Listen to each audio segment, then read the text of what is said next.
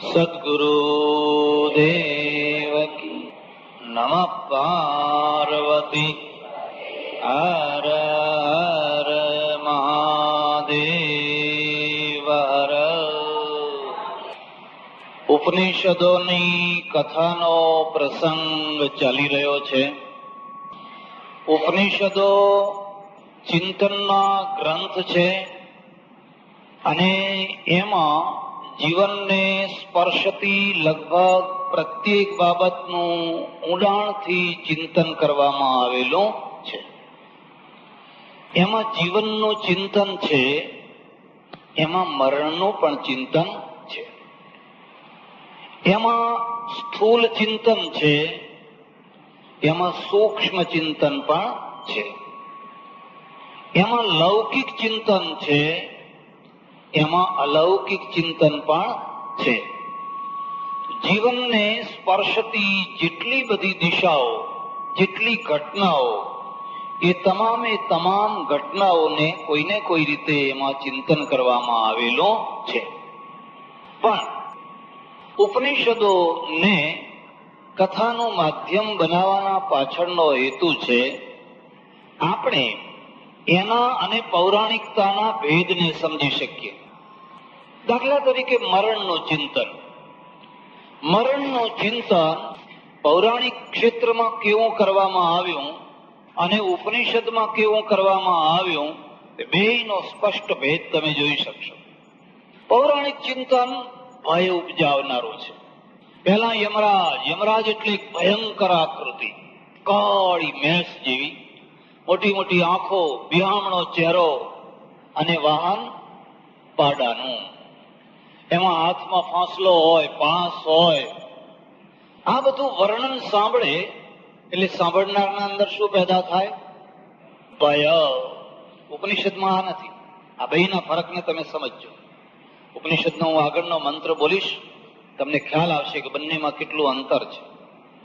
પુરાણોમાં, ખાસ કરીને બીજા ગ્રંથોની અંદર, જીવનના ચિંતનમાં ભયને મૂકી દેવામાં આવે. જીવન એક ભય વસ્તુ છે.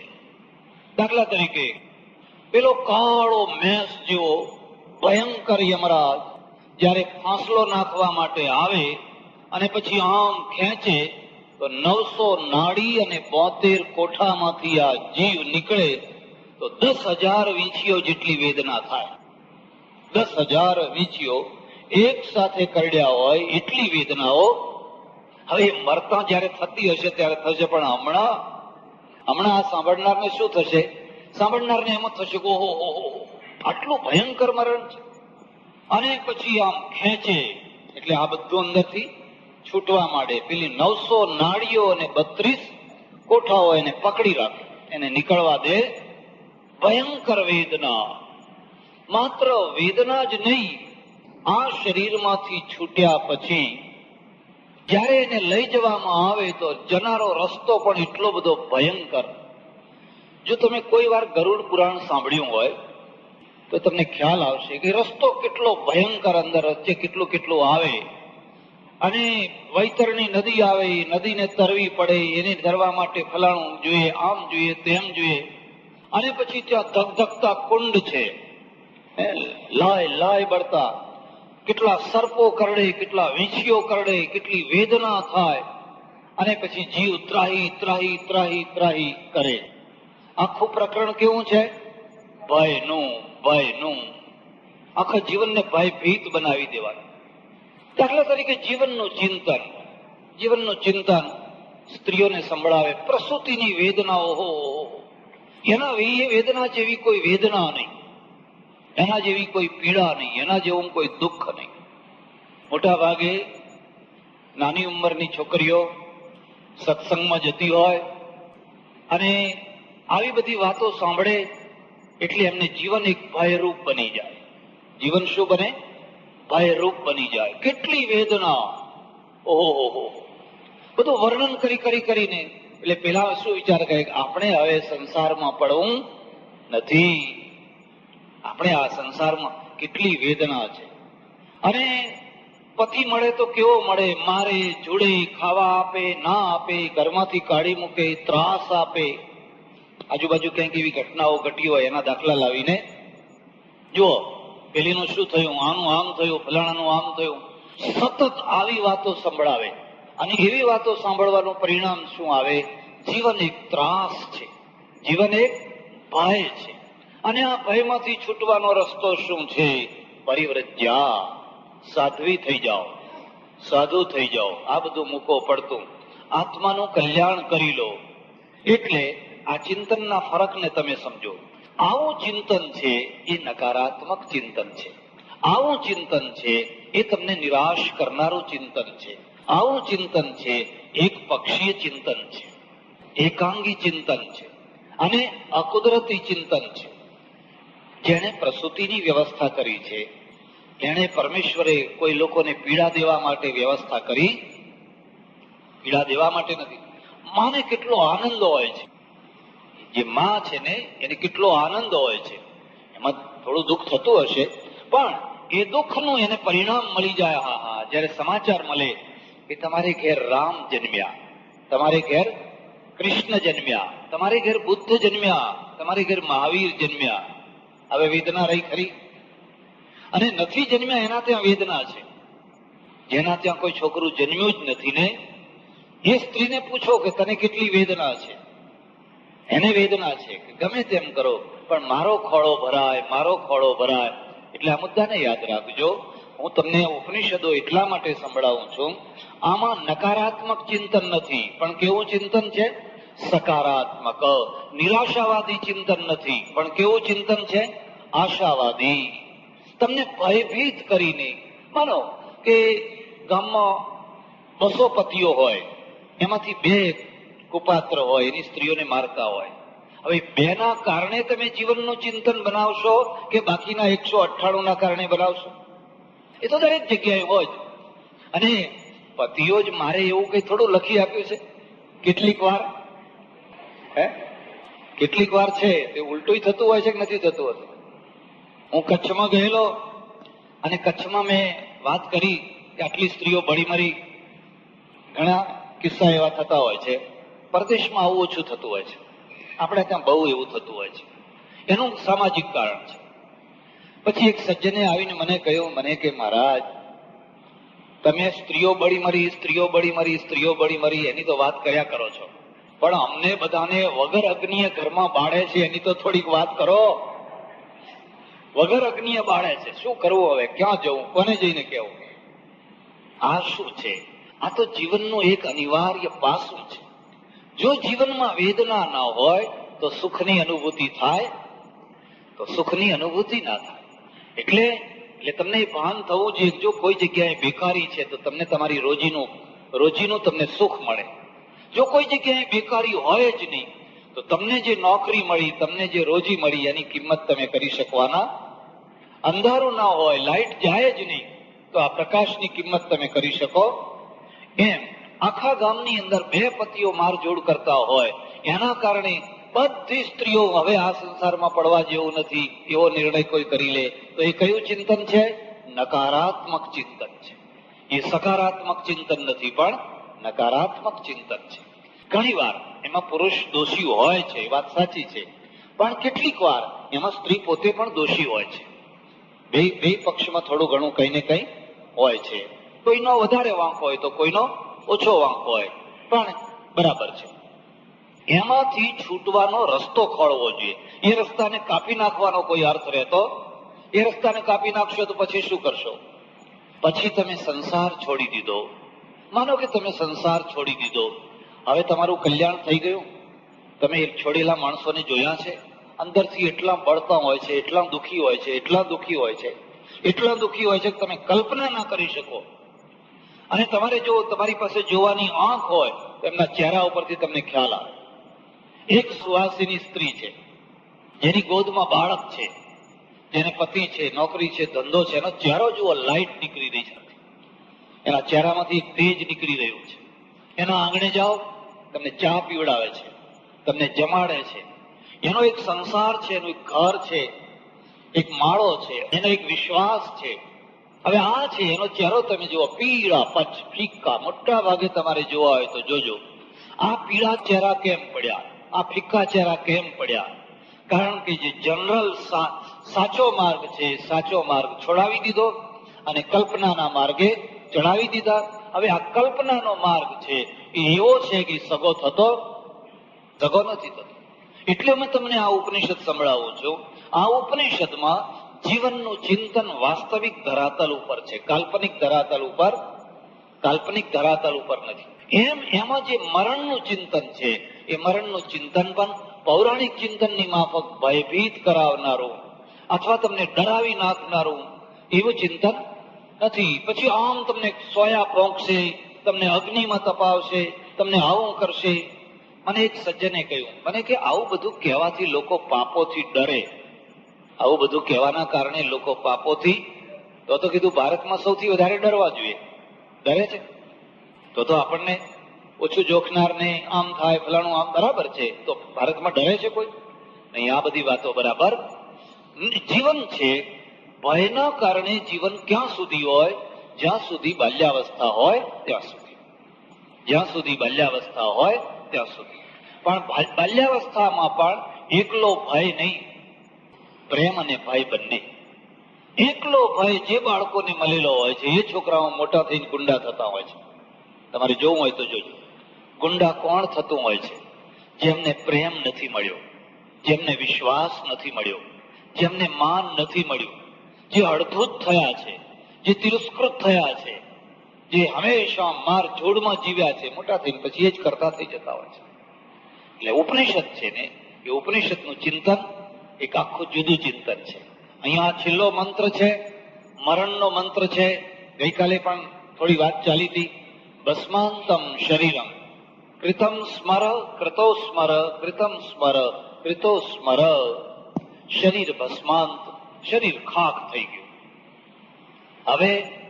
હવે પેલો કે છે, હે કૃતો મને લઈ જા. ક્યાં લઈ જા? પ્રાણને, મારા પ્રાણને.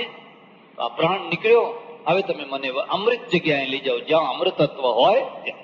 આમાં કોઈ વૈતરણી આવતી જ નથી. બતાવો, કોઈ જગ્યાએ વૈતરણી નથી આવતી. કોઈ જગ્યાએ યમરાજ, ભયભીત કરનારો યમરાજ નથી આવતો. કોઈ જગ્યાએ એવી કોઈ બીજી ત્રીજી વાતો આવતી.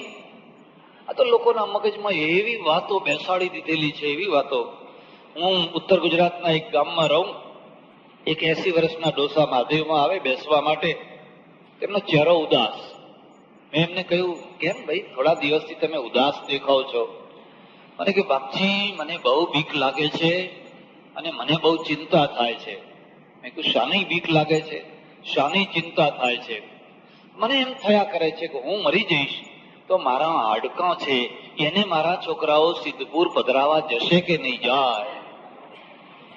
એને આવી હાડકાને પધરાવા માટે સિદ્ધપુર લઈ જવામાં આવશે કે? મેં કહ્યું, ના લઈ જવામાં આવે તોય શું, ને લઈ જવામાં આવે તોય? ના એમ કે સિદ્ધપુર જો હાડકા ના લઈ જવામાં આવે તો હું અવગત્યો જ થઉં. મેં કહ્યું, ના, મર્યા પછી નહીં, અત્યારે જ થયા છો. મર્યા પછી થયા છો. એમાં એ ડોસાનો વાંક નથી. કોનો વાંક છે? જેણે સતત એના મગજમાં આવા વિચારો મૂક્યા એનો. કબીરની વાત કરું, હું તમને ખાસ ભલામણ કરું છું, કબીરનું સાહિત્ય જરૂર વાંચજો. મહાપુરુષ છે, અદ્ભુત મહાપુરુષ છે. નાનક, કબીર, આ બધા સંતો છે. અને એકદમ નિખાલસતાથી જે સાચી વાત હોય એ. મુસ્લિમોમાં સુફીઓ અને હિન્દુઓમાં સંતો, એમની વાણી છે ને એ પરાવાણી, નિર્મળ વાણી છે. પેલા સુફી છે અને આ સંતો છે. બેયની વાણી ઊંચી કક્ષા.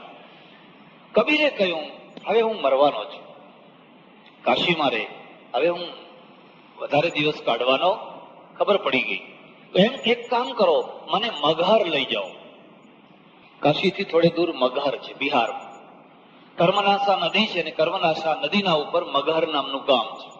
અને મગહર નામના ગામ માટે એવી યુક્તિ છે કે કાશ્યામ મરણાન મુક્તિ, કાશીમાં મરે એની મુક્તિ થાય, અને મગહરમાં મરે એ નરકે જાય. જે મગહરમાં મરે એ નરકે જાય. એટલે મગહર વાળા મરતા ટાઈમે બહાર નીકળી જાય. જયારે મરવાના થાય ને એટલે કે ભાઈ હવે આ મગહરમાં આપણે મરવું. અને કાશીમાં મરવા માટે લોકો આવીને રહે, 6 મહિના 12 મહિના ત્યાં વ્યવસ્થા છે, રહેવાની વ્યવસ્થા છે, ખાલી મરવા માટે આવેલા લોકો માટે. આ કબીર શું કહે છે? મને મગહર લઈ જાઓ, મારે મગહરમાં મરવું છે. અરે બધા કાશીમાં મરવા આવે છે અને તમે મરતી વખતે મગર જવા માંગો છો? જો કબીરા કાશી મુએ હરિહો કોન નિહોરી. જો કબીર કાશીમાં મરે અને કાશીમાં મરીને જો મુક્તિ પામે તો મારા ભજનને શો અર્થ છે? તો મેં આખી જિંદગી ભજન કર્યો એનો શો અર્થ છે? મારે તો મગરમાં મરવું છે ને મગરમાં મરીને મુક્તિ પામવી છે. આ કઈ વાણી છે? આ સંતની વાણી છે. આ સંતની વાણી છે. ખરેખર એને મગર લઈ ગયા. હવે મગરમાં કર્મનાશા નદી, અને કર્મનાશા નદીનું એવું મહાત્મા કે ગંગામાં જો ડૂબકી લગાવો તો પાપ બળી જાય, અને કર્મનાશામાં ડૂબકી લગાવો તો પુણ્ય બળી જાય. તમારે જેટલા પુણ્ય હોય એ બળી જાય. એટલે કર્મનાશા નદીમાં કોઈ નાય નહીં. સરકારે બાંધ બાંધ્યો, એનું પાણી આપવા માંડ્યું ખેતરોમાં, તો કોઈ ખેતર લેવા પાણી લેવા તૈયાર? કારણ કે આપણા શરીરને પાણી અડી જાય તો આપણા બધા પુણ્ય. અમે બધા યાત્રા કરતા કરતા અમારી બસ પહોંચી કર્મનાશા. સવારનો પહોર ને બસ ઉભી રહી. એટલે મેં કહ્યું, ભાઈ નદી આવી છે, ચાલો જેને નાવું હોય તૈયાર થઈ જાઓ. બધા કપડા બપડા તૈયાર કર્યા. પછી ઉભા રહો કીધું. પછી પાછળથી મારો વાંક ના કાઢતા. આનું નામ કર્મનાશા નદી છે. અને આ નદીનું એવું મહાત્મ્ય છે કે આમાં જે નાય એના પુણ્ય બળીને ખાક થઈ જાય. ગંગામાં પાપ બળે અને આમાં પુણ્ય બળે. ખરી વાત? મેં કહું, હા ભાઈ, આવું લખેલું છે. ટપો ટપ કપડા પાછા મૂકી દીધા. ટપો ટપ. તો હું તો કપડા લઈને નીકળ્યો. મને કે મહારાજ ત્યારે તમે કેમ નાવા જાઓ છો? મેં કહું, અહીં પુણ્ય હોય તો બળે ને. તમે બધા પુણ્યાત્માઓ, ઘણા પુણ્ય કરેલા, એટલે તમારે તો બધા પુણ્યના ઢગલા, અને મારે કોઈ પુણ્ય નહીં, એટલે અમારે તો પુણ્ય બળે કે પાપ બળે, અમારે બધું હરખું જ છે. એ બે ચાર બીજા હિંમત વાળા હતા, એ તૈયાર થયા. 4 કે 5 માણસો નાયા, બાકી કોઈ નાયા. આને પૌરાણિક દૃષ્ટિ કહેવાય. શું કહેવાય? આનું નામ પૌરાણિક ચિંતન કહેવાય. ઉપનિષદનું ચિંતન આવું. એના માટે કર્મનાશા એ છે, ને ગંગા એ છે, અને આ ગામનું તળાવ એ છે, ને ટ્યુબવેલનું પાણી એ છે. એનામાં કોઈ ભેદ? એક જ જળ છે. એમ જળમાં ડૂબકી લગાવવાથી કોઈના પાપ બળી જાય કે કોઈના પુણ્ય બળી જાય, એવો સિદ્ધાંત આપણા ત્યાં સ્થાપિત કરવામાં આવેલો. ક્યાં? ગીતામાં શું કહ્યું? કર્મ તો ભોગવવા પડે. અવશ્યમેવ ભોક્તવ્યમ કૃતમ કર્મ શુભાશુભમ ના ભોક્તમ ક્ષીયતે કર્મ કલ્પકોટી શતૈરપી. પાપ બળી જતા હોય તો ગંગા કિનારાના માણસો બધા નિષ્પાપ થઈ જાય ને? રોજ નાનારા છે. જો ગંગા કિનારે રહેનારા તો બધા નિષ્પાપ થઈ જાય, અને નિષ્પાપ થઈ જાય તો શુદ્ધ થઈ જાય, પવિત્ર થઈ જાય. વધારેમાં વધારે પાપ તો એ કરે છે, વધારેમાં વધારે હત્યાઓ ત્યાં થાય છે. ત્યારે આ દૃષ્ટિ કેવી છે? આ દૃષ્ટિનું નામ છે પૌરાણિક દૃષ્ટિ. અને એમાં પ્રજા અટવાઈ કઈ? પ્રજા એમાં અહીં ડૂબકી લગાવે, અહીં ડૂબકી લગાવે, અમે એકવાર રામેશ્વર ગયા. તમારામાંથી કોઈ રામેશ્વર ગયું હશે એને ખબર હશે કે રામેશ્વરના અંદર 22 કુંડ છે. 24 કે 22 છે? 24 કુંડ છે. 24 કુંડ છે. 2-3 પટેલો, મેં કહ્યું જુઓ, એકાદમાં 9 અને બાકીમાં આમ જળ ચડાવી લો. મને કે ના બાપજી, એમ કે આ ક્યાં વારંવાર આવવાના હતા, આપણે તો 24-24 નાવું છે. એટલે રવા દો ના, કે ફરી ફરીને કઈ માનવ જન્મ થોડો આવવાનો છે? ફરી ફરીને માનવ જન્મ નથી આવવાનો. તો પેલા જે ઘરમાંથી પૈસા લાયા છો એમાંથી 5 રૂપિયા વાપરો ને. ના, એમાં પૈસો નહીં વાપરવાનો. આંખ બંધ, મારી પાસે મૂકેલા, અને કે લો આ હિસાબ તમે રાખજો. પણ વાપરે તો હું હિસાબ રાખું ને. એ પોટકો મારે જ ઉપાડવાનો. તો માનવ જન્મ જો દુર્લભ છે તો આમાંથી કઈ ખાઓ, કોઈને ખવડાવો, તો ના, એમાં આંખ બંધ. હવે નાવા માટે બધા તૈયાર. અને એક માણસ ત્યાં મળી આવે છે, સરકાર ટેમ્પલ કમિટી તરફથી.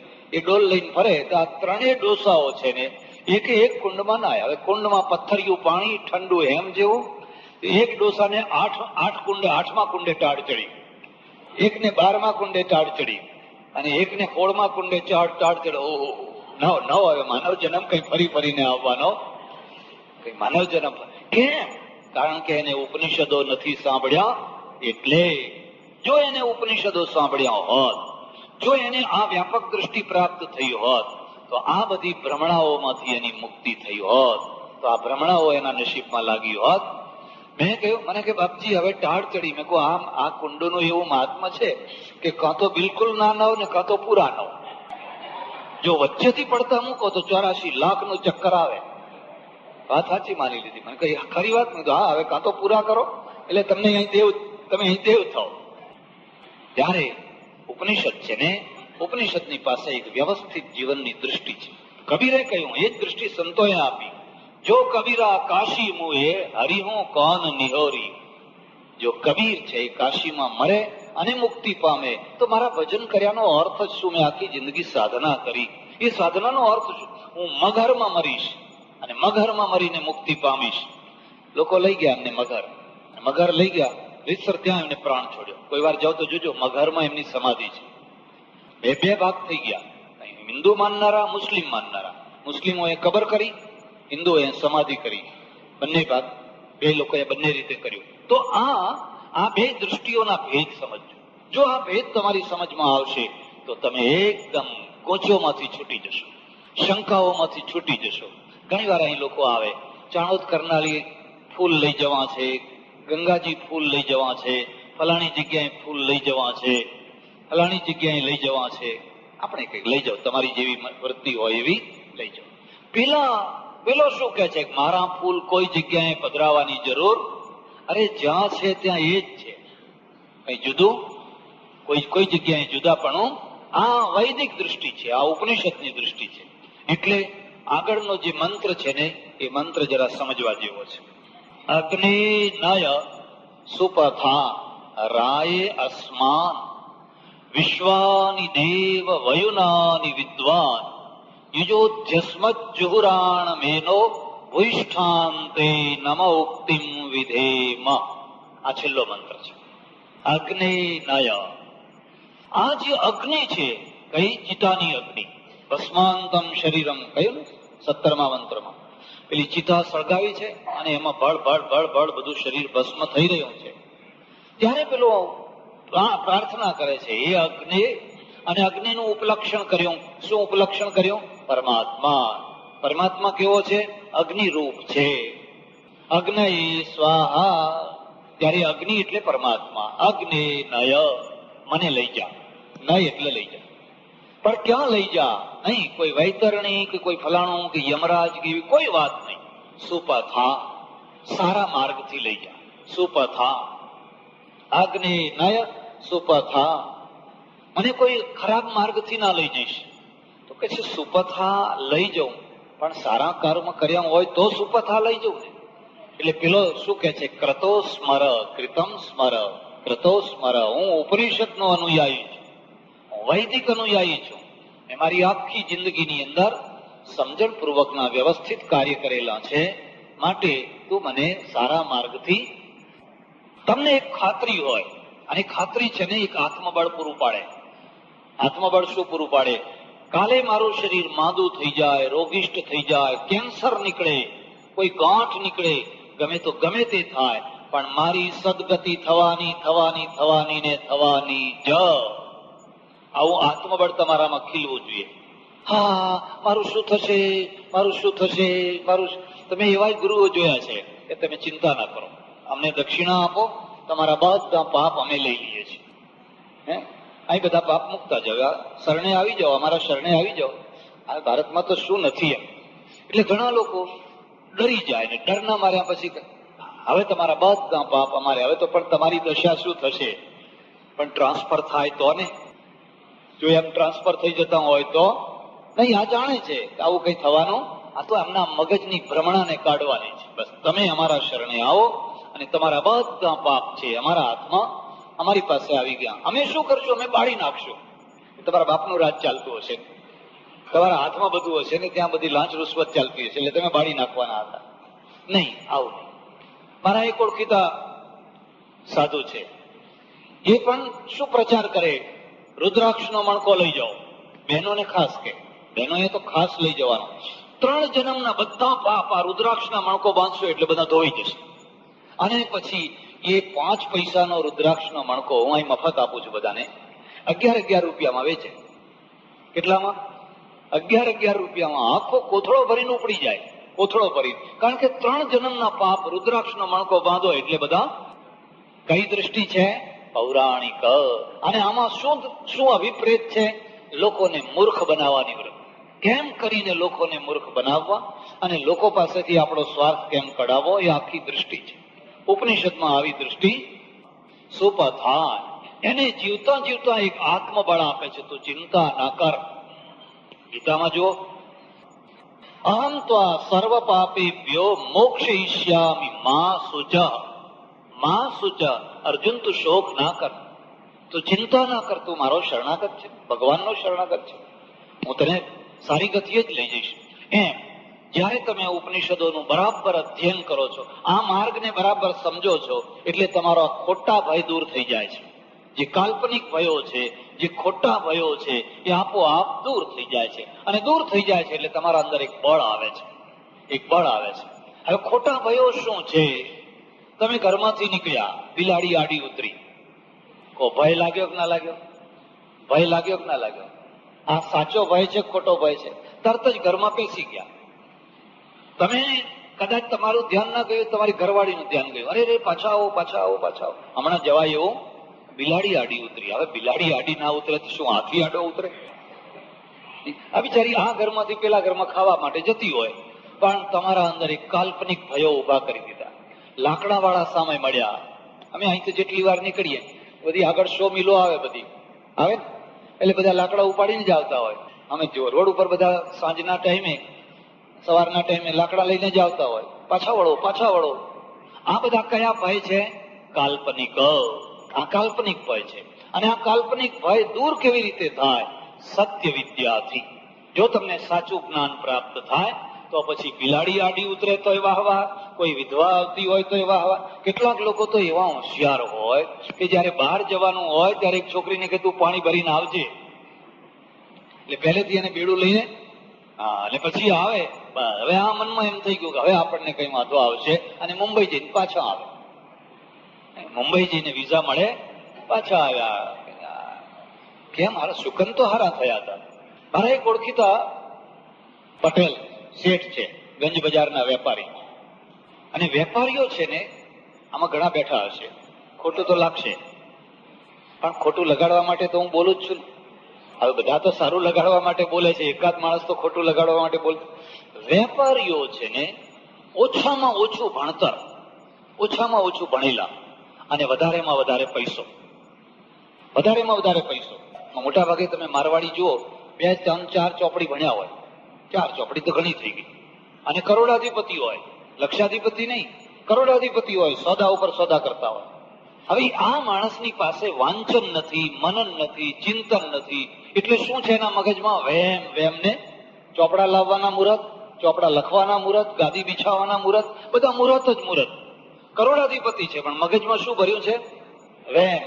અને જે લોકોને આમની જરૂર છે એ તરત જ એમને પકડશે, એટલે એ તરત જ ધર્માદામાં પૈસા વાપરશે.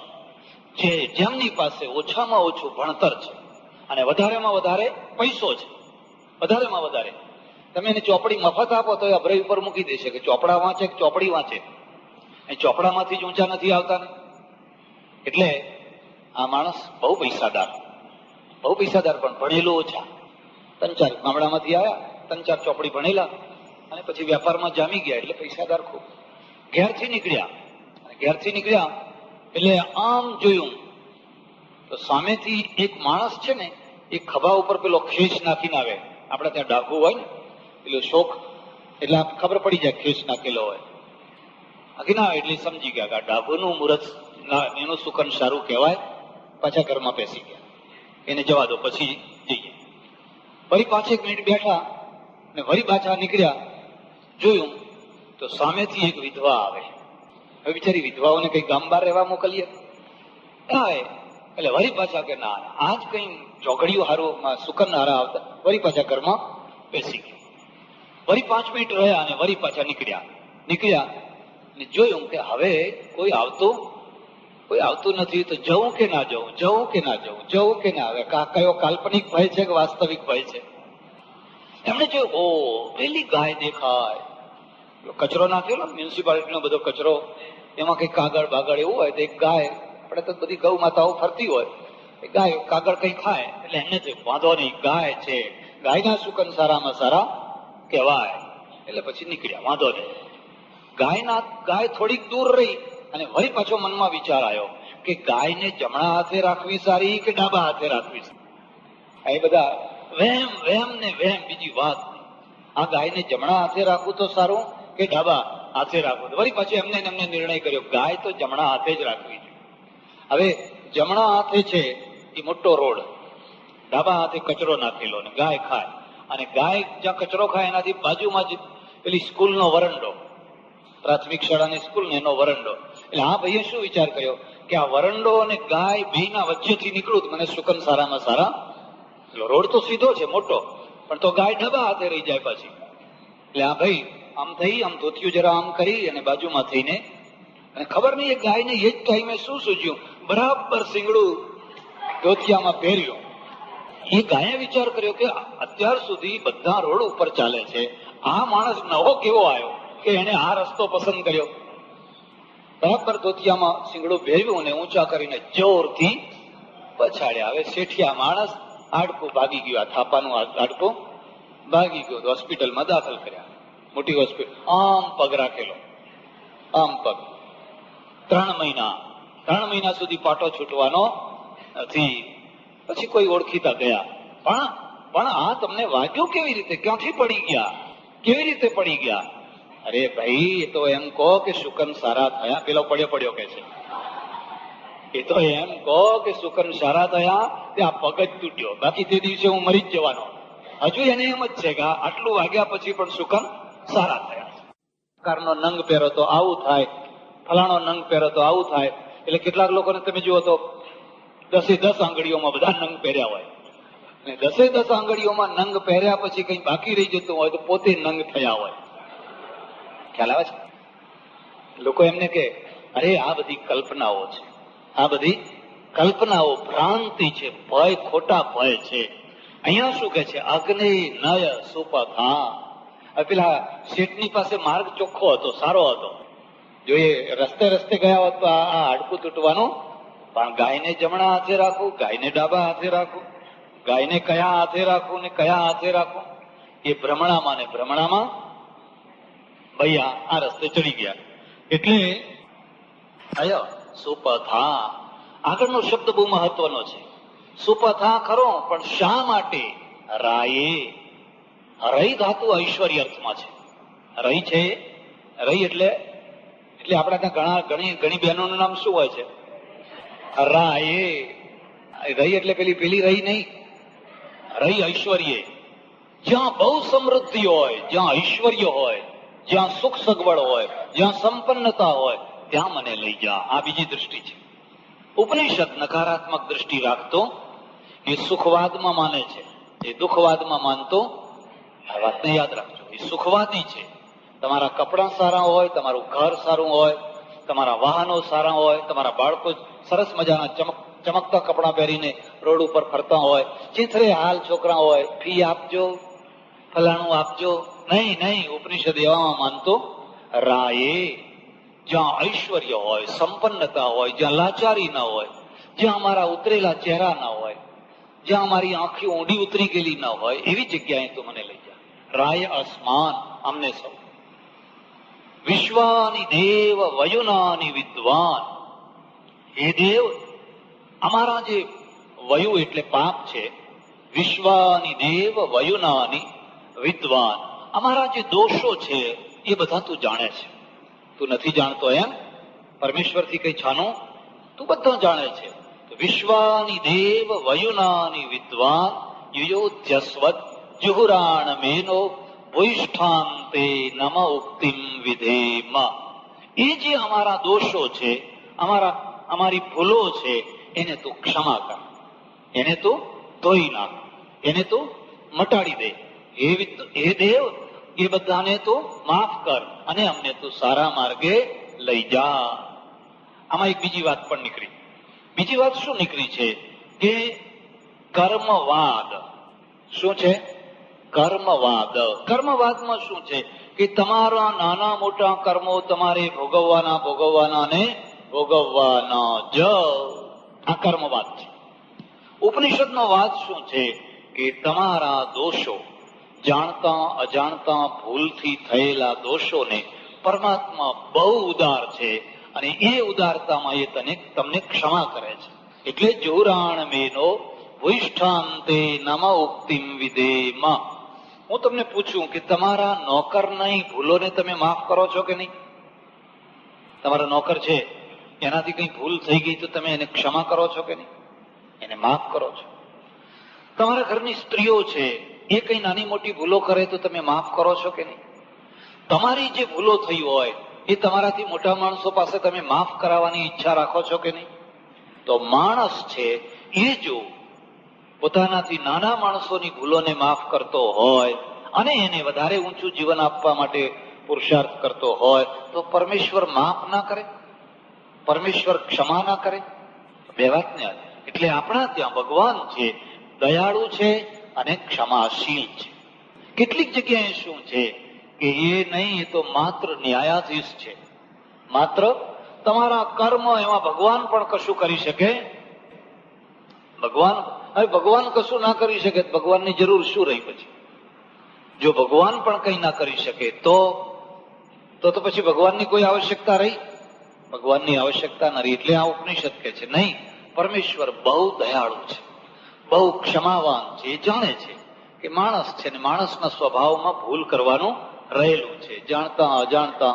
એનાથી કંઈક નાની મોટી વાતો થઈ હોય, પરમેશ્વર ઉદારતાથી એને માફ કરી દે છે. જયારે ચર્ચા લાંબી છે ને હું વિષયાંતર કરવા નથી માંગતો, પણ કર્મના ભેદ છે. કયા કર્મો માફ ન થાય અને કયા કર્મો માફ થાય એના પણ જુદા જુદા ભેદ છે, પણ અત્યારે મારે એ ચર્ચા કરવાની નથી. તો આવી રીતે ઉપનિષદ છે, એ ઉપનિષદમાં મરણનું એક ચિંતન છે. અને આ મરણના ચિંતનમાં થી બે ત્રણ વાતો તમે ગ્રહણ કરશો. એક તો પૌરાણિક ચિંતન પ્રમાણે અહીંયા ભય પમાડવામાં આવ્યો.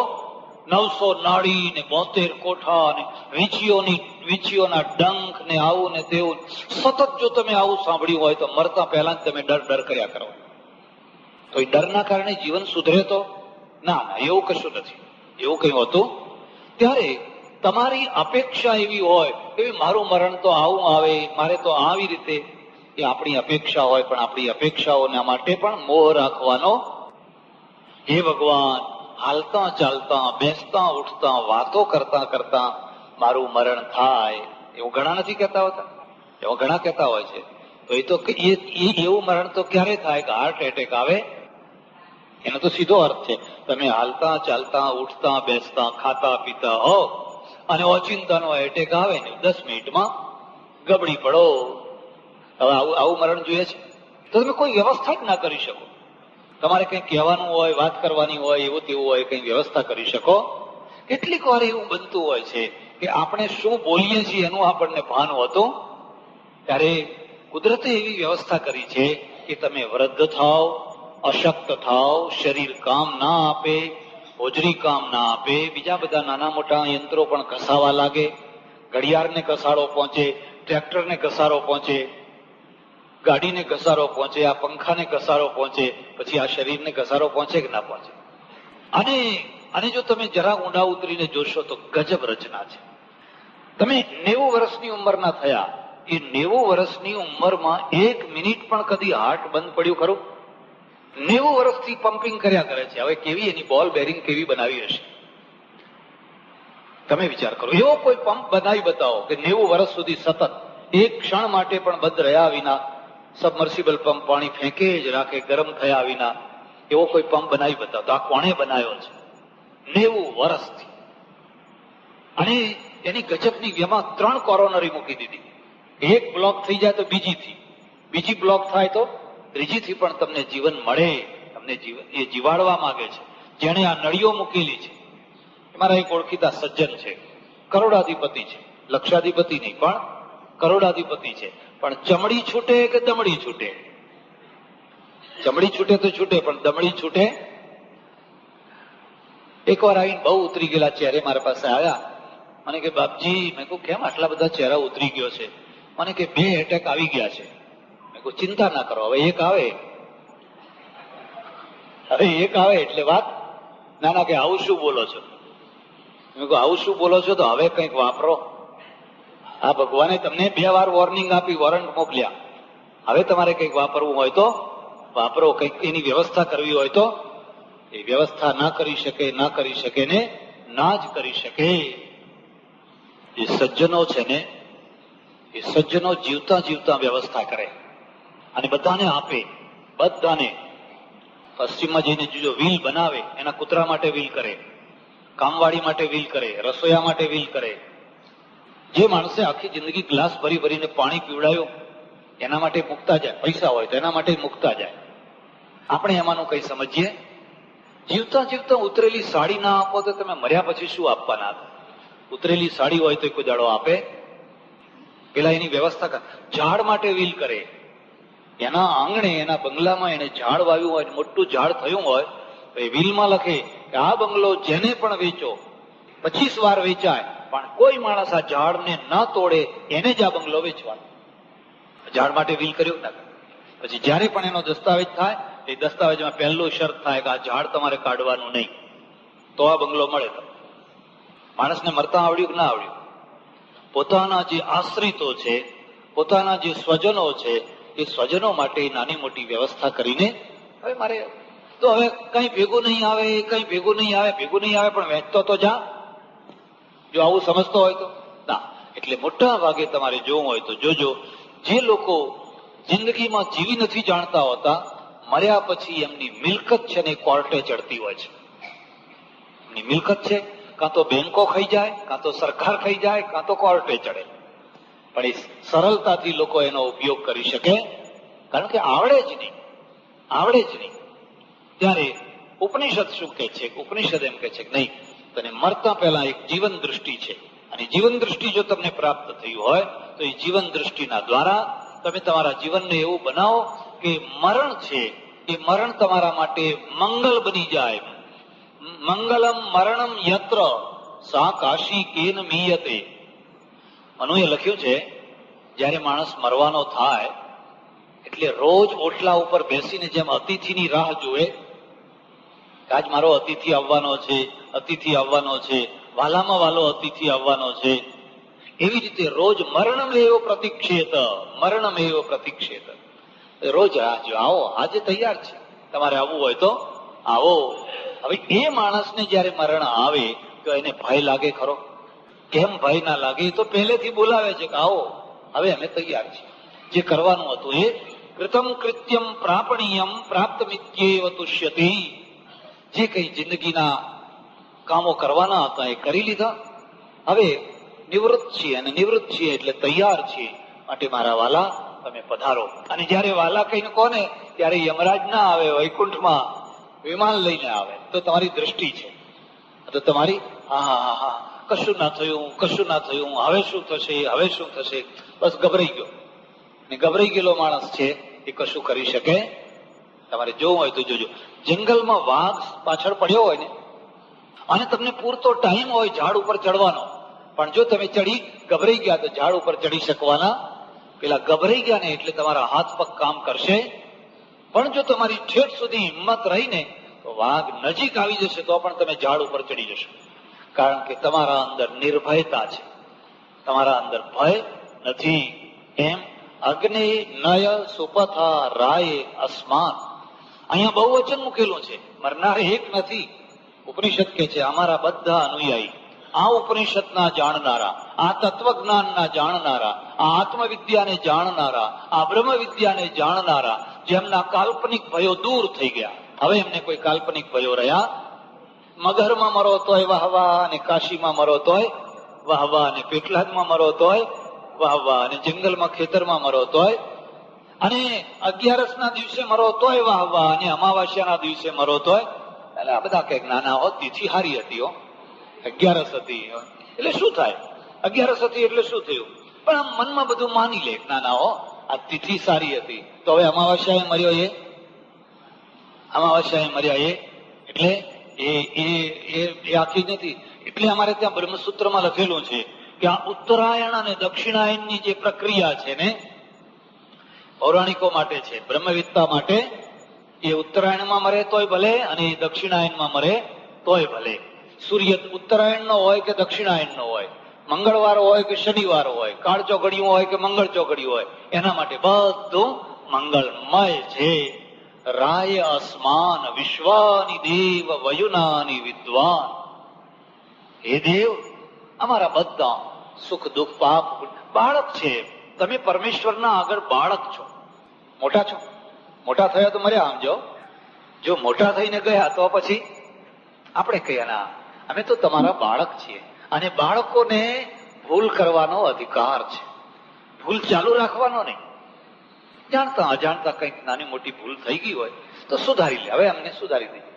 પણ હે પ્રભુ, તું એને જુહુરાણ મેનો વૈષ્ઠાંતે નમ ઉક્તિમ વિધેમ.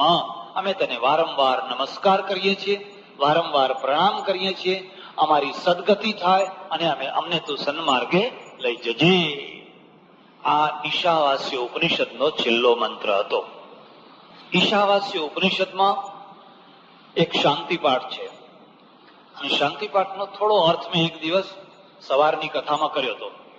પણ સવારની કથામાં બધા ઘણા લોકો ના આવે, અને આ મંત્ર બહુ પ્રચલિત ને પ્રસિદ્ધ છે, એટલે ફરી પાછો એનો થોડો અર્થ કરી દઈશ.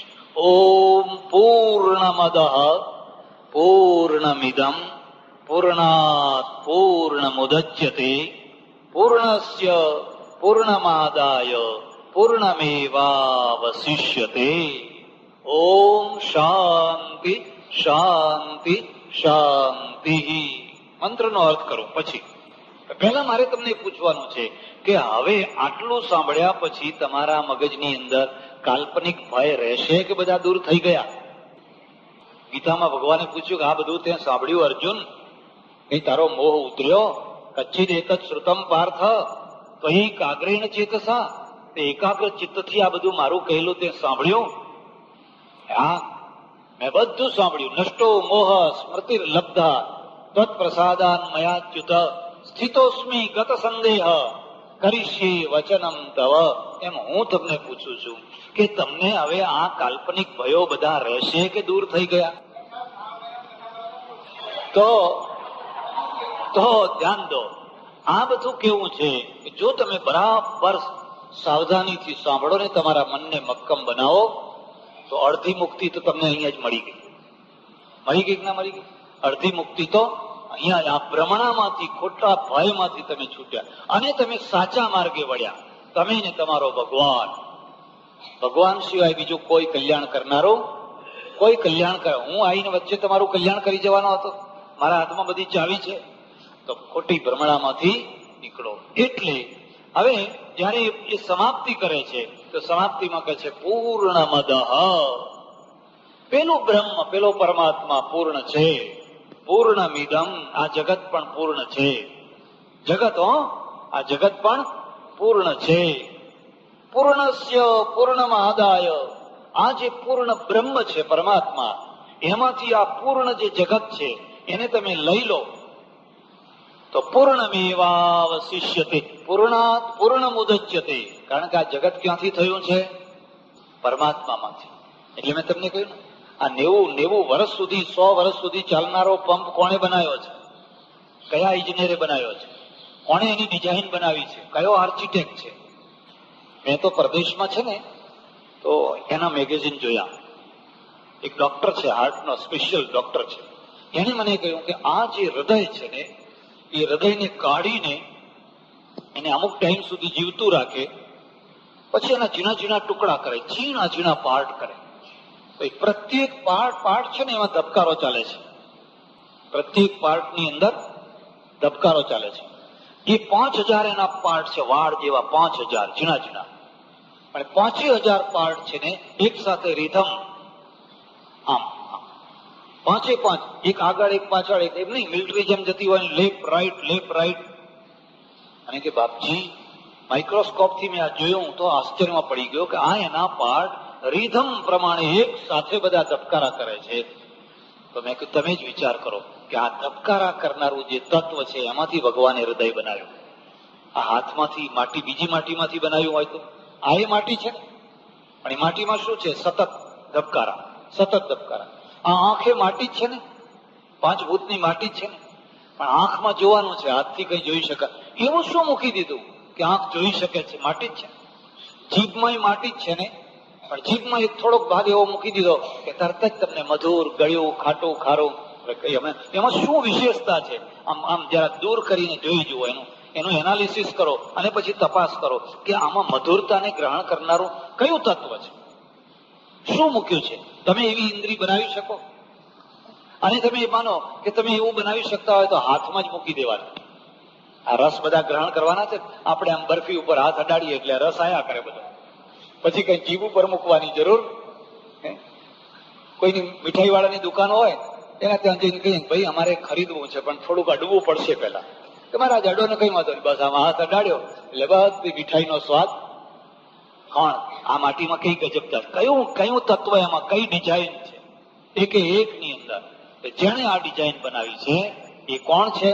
મોટામાં મોટો પરમેશ્વર છે. એટલે પૂર્ણ મદ પૂર્ણ મિદમ, આ જગત પણ પૂર્ણ છે. કારણ કે પૂર્ણાત પૂર્ણ મુદચ્યતે, પૂર્ણમાંથી આ જગતની ઉત્પત્તિ પૂર્ણ રૂપથી થયેલી છે. જગતમાં કોઈ અપૂર્ણતા. એક દિવસ મેં તમને કહ્યું હતું કે આમાં કોઈ જગ્યાએ ભગવાને ભૂલ કરી હોય તો તમે શોધી લાવજો. શોધી લાયા કોઈ?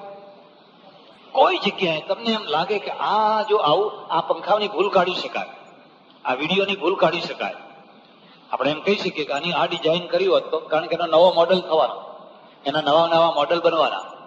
પણ હવે પરમેશ્વરની જે મૂળ રચના છે ને એની ભૂલ કાઢી બતાવો. અને જો તમે એની ભૂલ ના કાઢી શકો તો એમ થયું ને પૂર્ણાત પૂર્ણ મુદચ્યતે, પૂર્ણમાંથી ઉત્પન્ન થયું છે માટે એમાં કઈ ભૂલ કાઢી શકાય? પૂર્ણસ્ય પૂર્ણમાદાય. એટલું જ નહીં, જ્યારે પ્રલય થવાનો આવે અને પ્રલય કાળમાં આ પૂર્ણ બ્રહ્મમાંથી આ પૂર્ણ જગતને બાદ કરી દેવામાં આવે તો પણ પૂર્ણમેવાવશિષ્યતે. આ પેટલાદમાં, દંતાલીમાં, બીજા ગામોની અંદર કેટલા કેટલા પુરુષો મરી ગયા, કેટલાય મરી ગયા હે, પણ તોય કઈ નખો જ ગયો. પૂર્ણમેવાવશિષ્યતે. દંતાલી ગામ 50 વર્ષ પહેલા હતું, 100 વર્ષ પહેલા હશે, એટલા જ જેવું ગામ તો 200 વર્ષ પહેલા હશે, અને આજે પણ છે. આજે પણ છે. કોઈ મરી ગયું એટલે પેટલાદ મરી જતું. પૂર્ણસ્ય પૂર્ણમાદાય. હા, થોડોક ટાઈમ રોકકડ થાય, અરે રે બહુ સારા માણસ હતા, હવે શું થશે, હવે કેમ થશે. પણ તમે જુઓ છો ને બરાબર ચાલે છે કે નહીં? હે, કેટલીક વાર તો એવું થાય કે કોઈના માટે પ્રાર્થના કરવી કે હે ભગવાન હવે આમને ઉપાડી લે. હે, હા, હશે ત્યાં સુધી દેશ ઊંચો આવવાનો એમ નથી. આપણે ઘણી વાર લોકો કાતક પ્રાર્થના કરતા હોતા. એટલે પૂર્ણમેવાવશિષ્યતે. ઓમ શાંતિ શાંતિ શાંતિ. સદગુરુ